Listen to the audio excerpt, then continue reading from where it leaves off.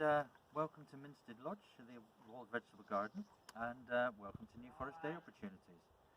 And today I'm going to tell you a lot about companion planting and explain about the benefits of companion planting in an organic environment or even just in a more productive environment.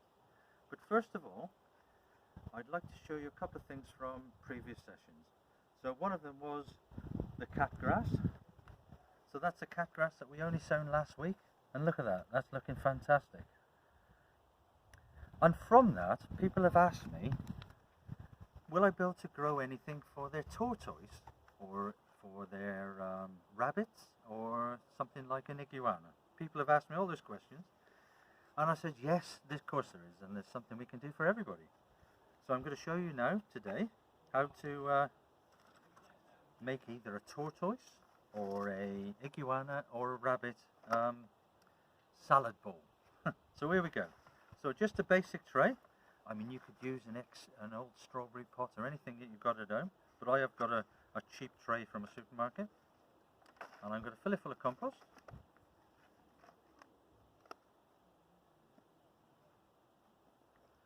And then I'm going to pat it down, and then I'm going to use some lettuce. So I've got some mixed lettuce. So this is headed lettuce, but loose leaf lettuce would be just as good. And then all I'm going to do is,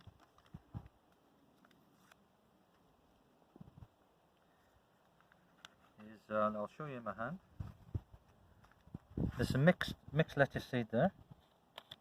And then I'm just going to broadcast across the pot. And this will only take 5 or 6 days to germinate. And then of course, as the lettuce grows up, you'll either be able to cut it with the scissors and feed it to your tortoise, your iguana, or whatever, your rabbit, or you can pass them the whole tray for them to eat. So then I'm going to lightly cover the compost, and then what I would need to do is to water it down and then keep it in just a airy place really. It doesn't need to be in full sun, it just needs to be on your windowsill, and 3 or 4 days you should see some germination and work from it from there. So that's that. So on to companion planting. And one of the main things for companion planting, there's one thing is to use smelly plants, so something like the marigold. So you can use marigolds to take the smell off other vegetables. So carrots, for example, the carrot root fly will smell the carrot and go and lay its eggs on it. But if it was interplanted with marigolds, that would try to take the smell away from the carrot, and hopefully they wouldn't lay their eggs on it. And equally, always a good idea is to sow onions in amongst it. So our next thing, I've got to go check on notes because there's so much information.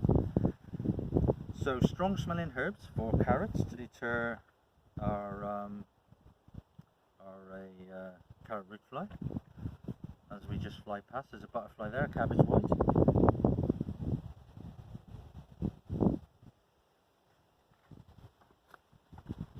So our next thing would be sacrificial companion planting. So for example, we have a nasturtium here. Now nasturtiums, let me just show you nasturtium flowers. So these come in yellow or reds. And what we would do with the nasturtium, we would be planting that amongst the beans. And when you plant it around broad beans and runner beans, black fly go to the nasturtium and take that out instead of eating our beans. So that's called a sacrificial companion planting. Now, to encourage insects into the garden,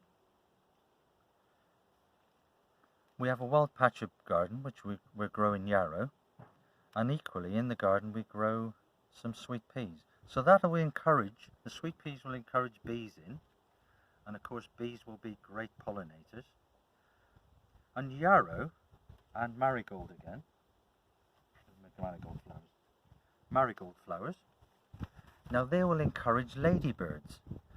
And ladybirds do like a platform to land on.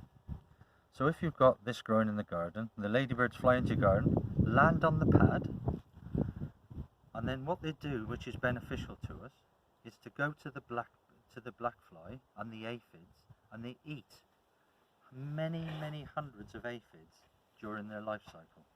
So they've got something to feed off, so they can feed off the nectar, but equally their chosen subject would be aphids and greenfly. They would love to munch them, and they can munch them all day, which is brilliant for us. And another plant that's companion planting is the basil. Now the basil will be planted alongside our peppers and our tomatoes, and that will deter again, because of the smell of it, they will deter the white and green fly, but also enhance the taste of our peppers and our tomatoes. So that's another way of companion planting. And what we're doing in our garden, I'm using companion planting of a runner bean, and I've planted a lot of sunflowers out, so the sunflowers will be attracting the bees to our runner bean, which I'm going to use to run up the stem of the sunflower. So that's a bit of fun, really. Again, we have Calendula, which is a African marigold, another form of the same marigold. And what we do with this plant, we plant this by courgettes and squashes and melons and anything, pumpkins, and that encourages our pollinators in again, because the flowers are quite small on those sort of plants, but obviously this calendula is massive and it attracts all the bees and everything, and they come in and pollinate our plants for us. And then our next job, what I'm going to show you, is a small bit of companion plants, and I've talked about it, and now I'm actually going to show you how to do a little bit of companion planting. So if you just go down to our lovely tomato plants, and as you can see, these are the ones that we planted last week, and already they've got these side shoots that need to come out, because you want to have growth going onto the stem to bring in the flowers. So side shoot all our plants.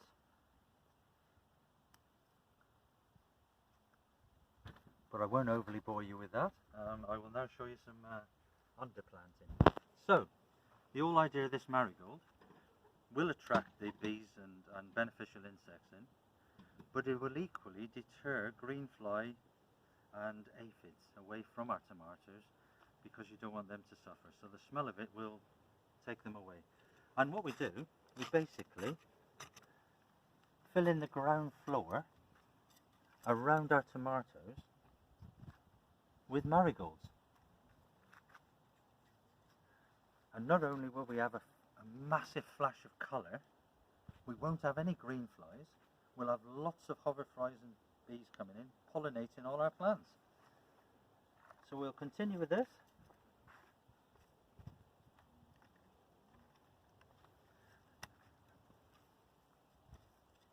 All around our, and of course this time of year, I mean it's ever so easy. I've shown you in the previous how to grow marigolds. It's ever so easy to grow, but equally in the supermarket they are so cheap at the moment, and you'll probably get 3 packets like that for, you know, less than a couple of pounds. So there we go. All around.